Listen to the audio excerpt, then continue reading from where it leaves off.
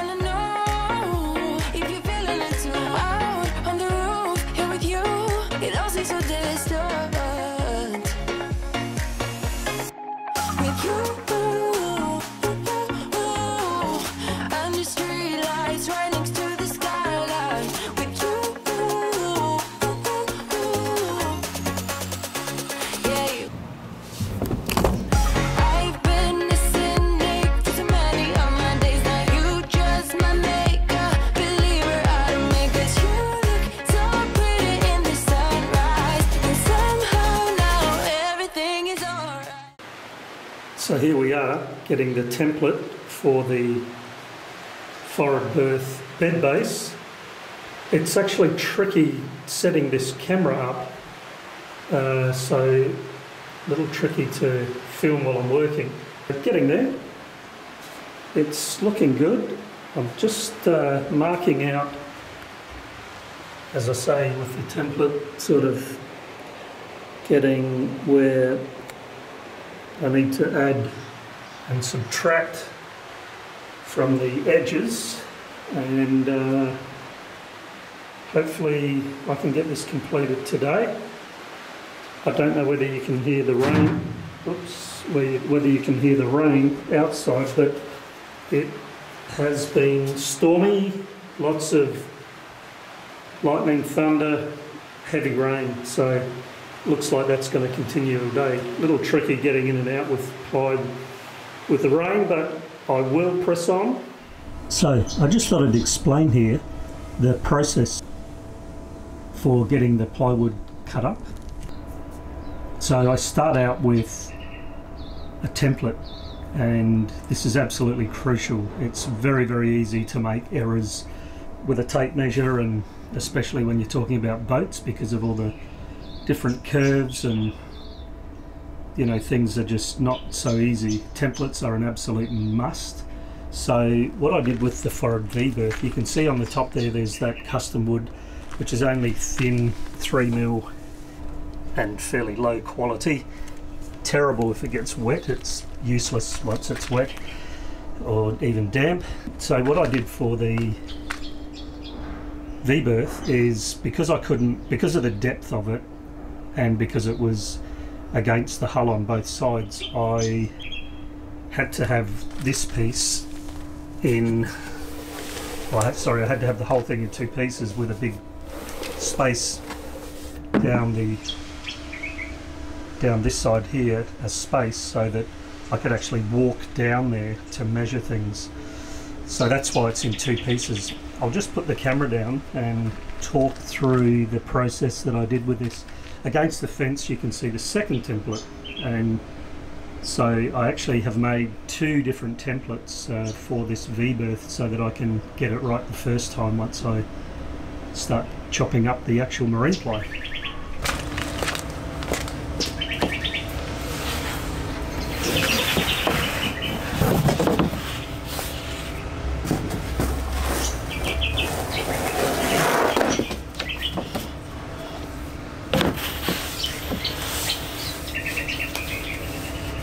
So basically this went like that.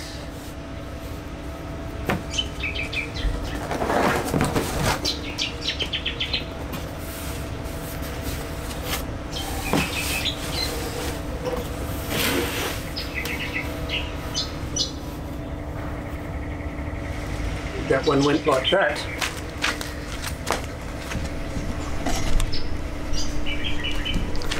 So hopefully you can see there. This end is the aft end of the what will be the berth, and it needs to continue. This piece here needs to be all one part here, but I'll do that as a second piece because of the fact that the plywood's only 1.2 meters deep. So once I had that first template, which is always tricky when you have two pieces, I put those onto one bit of 8mm ply, just rubbish ply, and ended up with that. And so now I've fine-tuned that, for example, just, you know, adding little bits and pieces, and that will go on top of the marine ply, and that's how I end up getting the ply to fit correct the first time.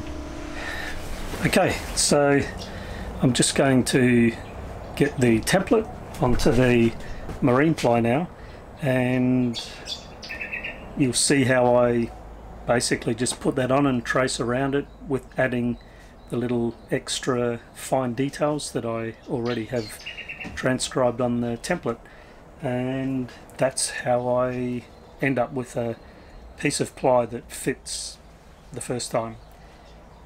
As you can see, my little woodshed here is not exactly spacious, and today's a nice day, but the rain has been threatening to come down, so I have things zipped down or velcroed down. When I can pull the sides up, it does sort of give me a little bit more room, but if the weather is inclement, it's tight.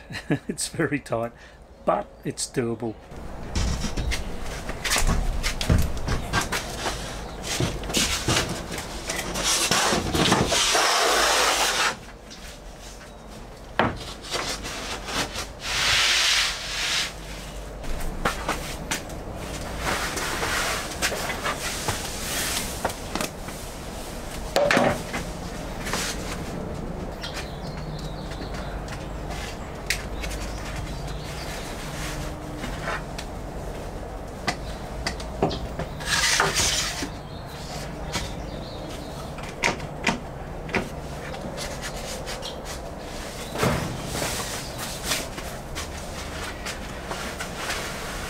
So I clamp the ends down so that nothing moves.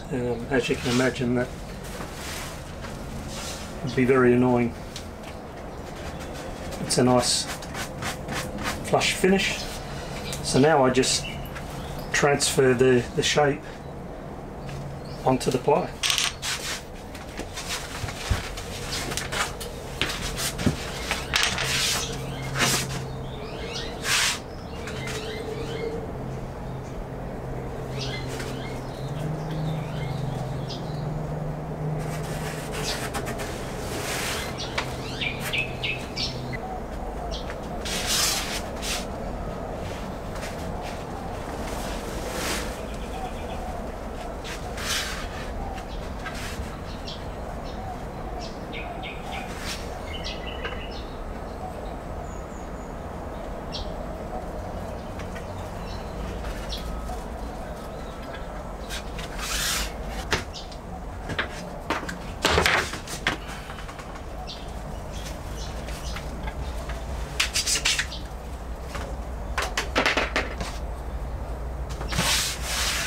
And that's this template's life done, job done.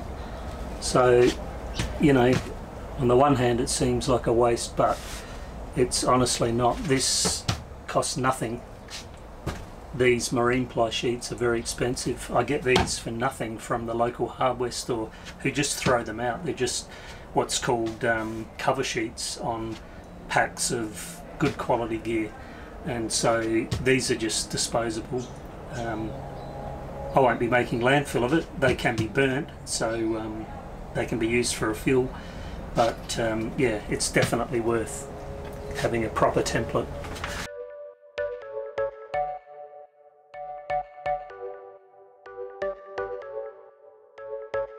You're a rebel, getting into trouble. You are kinda like a fire, like a fire, like a fire. Unpredictable. Once again, I forgot to film while I'm working. Sorry. Anyhow, the sheet has been cut up. Just cut that up after videoing about the template. So I'm just going to sand the edges. The thing about being bulkheads going into a steel boat, just for your information, the edges don't have to be perfect actually, because they're completely hidden. I mean, I get them as best as I can to a straight line. Well, not that they're straight because they're curved, but to a fair line. Actually, it's not critical because it's all hidden. It's all hidden in... This one's quite wonky actually. I'm a bit embarrassed about that one, but it'll all be hidden. You won't see any of the edges whatsoever. It's all tucked away inside the frames and then covered over with lining. So I'll sand the edges and take it into the boat and see how it looks.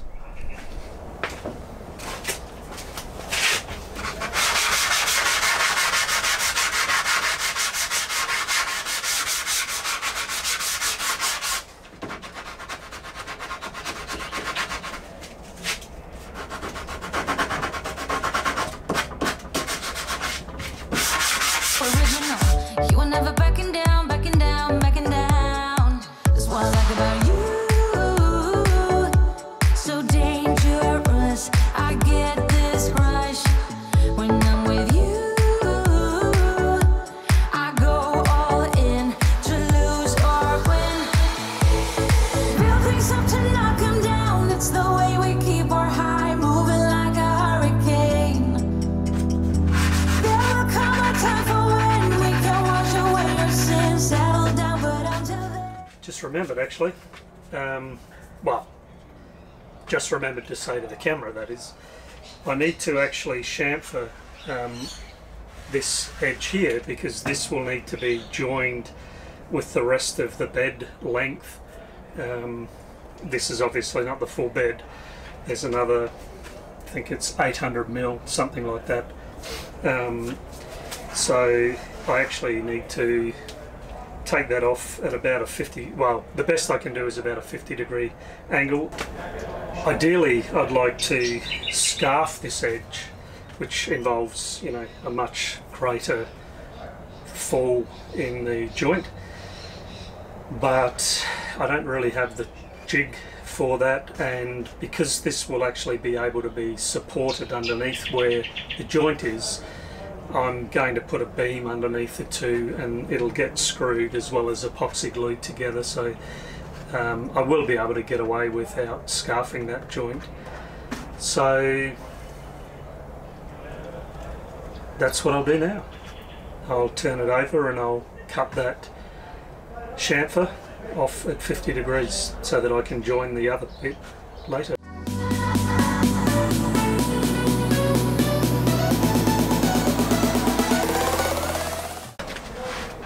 This will be my straight edge for the saw to give it a nice straight cut.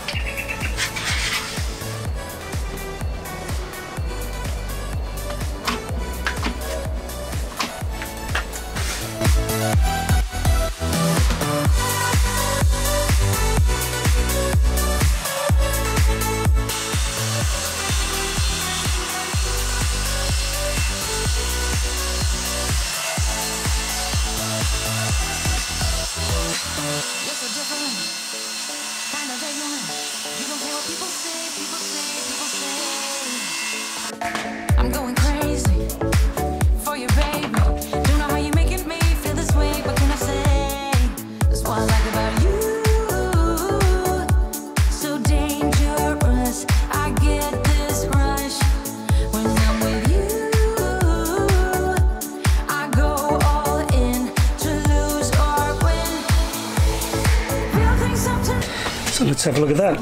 We keep our high moving like a hurricane. There will come a time for when we can wash away our sins, settle down, but until then, we're like a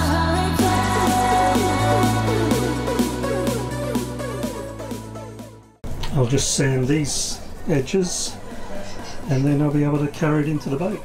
So here it is, dropped in like a glove.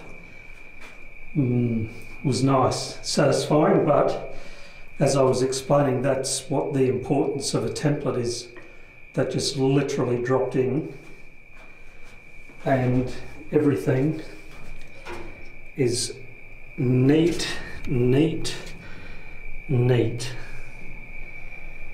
Better than the template was, or both of them. Right, snug along that edge.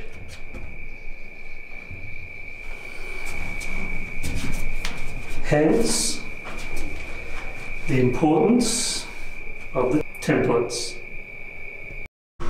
Well, this is a bit of a surprise. I had decided to come down and just do a little bit of filming of my local yacht club and my local area, the beautiful Mooloolaba Beach, etc. And it's changed into Pier 33, which is kind of strange. I'm a member of this club, but I didn't know anything about that. Anyway, we'll just go for a walk around, and this little spit that I'm standing on now, we've got the yacht club right here, and as I say, we'll go through and see the pontoons and where all the boats are, etc. But then if I turn around, almost the same distance the other way is the beach. So that tree is pretty much right on the edge of the sand dune there. So it's a lovely, lovely spot. Great Sainsbury Harbour for boats as well, and very picturesque, I think. So let's go and have a look. Tide's very low.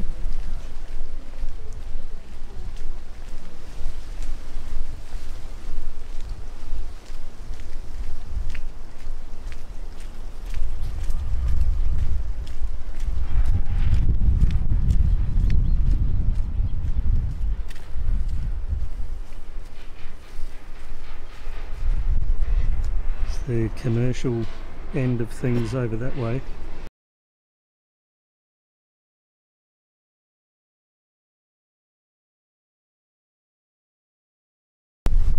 Yacht Club, well, it used to be the Mooloolaba Yacht Club. Here, beautiful spot. Many, many times that I used to come here dining on the veranda there with this multi-million-dollar view. Actually, when I lived at Mooloolaba, I used to pull up in my little dinghy, tie up to the, from home, tie up to the pontoon there, and then just walk up and have dinner. Bottle of wine, lovely.